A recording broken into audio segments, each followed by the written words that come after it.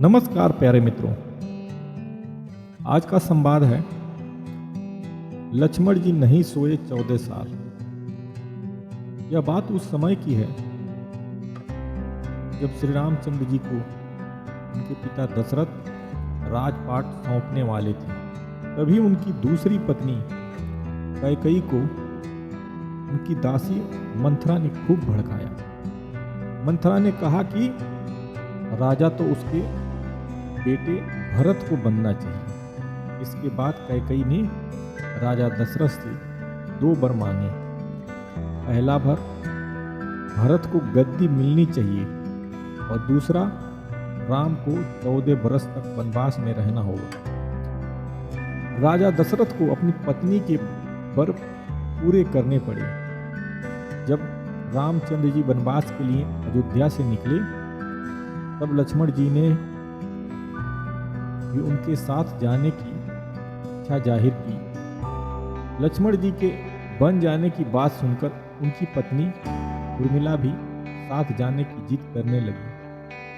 तब लक्ष्मण जी अपनी पत्नी को समझाते हैं, वह अपने बड़े भैया और माँ समान भाभी की सेवा करने के लिए जा रहे हैं। अगर तुम वनवास में साथ चलोगी तो मैं ठीक तरह से सेवा नहीं कर पाऊंगा।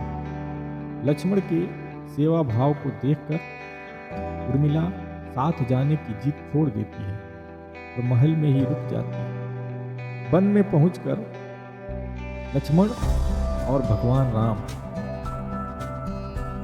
सीता के लिए एक कुटिया बनाते हैं। जब राम और सीता कुटिया में विश्राम करते थे, तब लक्ष्मण बाहर पहरेदारी करते थे। वनवास के पहले दिन जब लक्ष्मण पहरेदारी कर रहे थे, तब उनके सामने निद्रा देवी प्रकट हुई।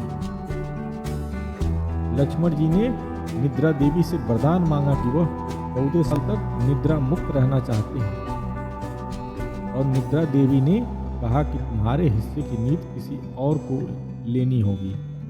लक्ष्मण कहते हैं कि उनके हिस्से की नींद उनकी पत्नी को दे दें। इस कारण लक्ष्मण 14 साल तक नहीं सोए, और उनकी पत्नी उर्मिला लगातार 14 साल तक सोई रही। 14 बरस बाद जब भगवान राम माता सीता के साथ जब लक्ष्मण अयोध्या वापस आए, तब नींद की अवस्था में रामचंद्र जी के राज तिलक समारोह में उर्मिला भी उपस्थित थी। यह देख लक्ष्मण को हंसी आती है।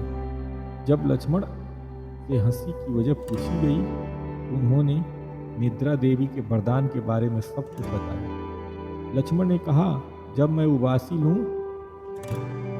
उबासी लूंगा तब उर्मिला की नींद खुलेगी। लक्ष्मण जी की इस बात को सुनकर सभा में मौजूद सभी हंस पड़े, और सभी को हंसते देख उर्मिला लज्जावश समारोह से उठकर बाहर चली गई। तो ये थी